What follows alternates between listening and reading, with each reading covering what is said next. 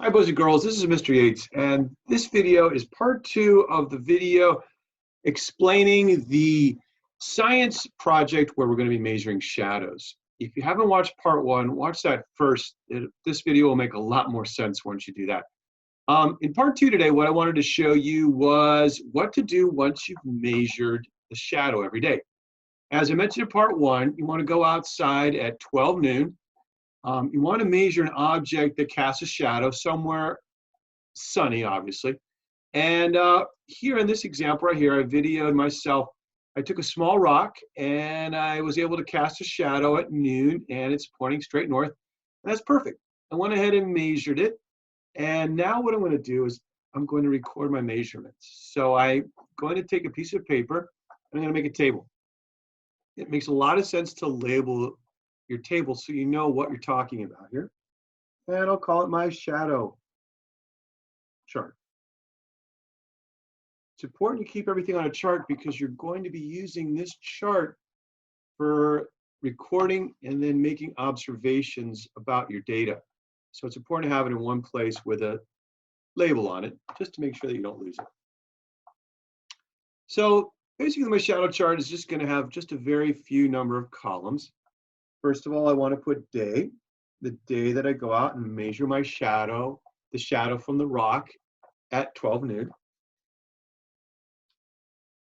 Then I'm going to have shadow length.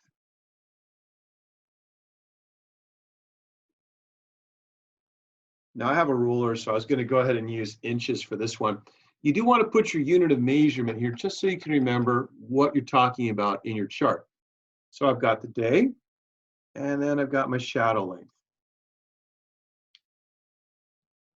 I'll make some nice columns down here so it's going to be very nice and neat. This is great if you have lined paper.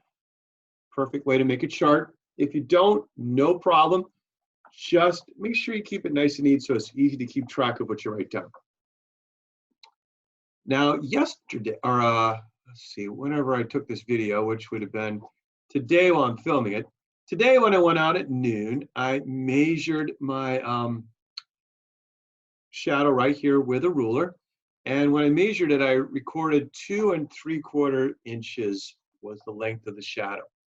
So since I'm measuring it today, I'm going to put here that it was 4/15. That's April 15th. And then I'm going to measure the length of the shadow. You want to, by the way, when you're recording the day, put the month and the day right here. You don't need to put Monday, Tuesday, or Wednesday.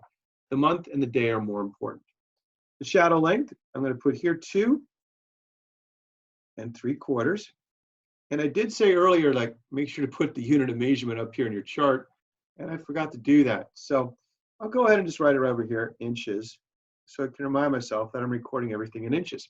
That way I don't have to write inches, inches, inches all the way down. I know that my shadow length is always going to be measured in inches. And like I mentioned in part 1, it is really important to be consistent about the unit of measurement that you use. So I'm going to use inches, and I'm going to be using inches every single day that I measure. So tomorrow, which will be Thursday when I'm recording this video, I'm going to go out and I'm going to do the same thing. I'm going to go out to my garden, go find my rock, which I'm going to leave in the same position. And I'm going to go ahead and measure it again. So I'll put the date that I'm doing it. And then I'm going to measure the shadow length again right here in this column. I'm going to keep doing that all the way until the end of our project due date, which you'll be able to check inside the directions. I'm planning on doing this for at least until May 15th. The reason why is because by giving it a month's time, you're going to notice that there will be some changes in the shadow. It's important for us to record the data every single day so you can see the changes that the shadow makes. Is it getting longer? Is it getting shorter? We're going to find out as we go along and measure this day by day until May 15th. If you have any questions, again, always email Mr. Yates or Ms. Garcia and we'll help you out. Thank you, boys and girls.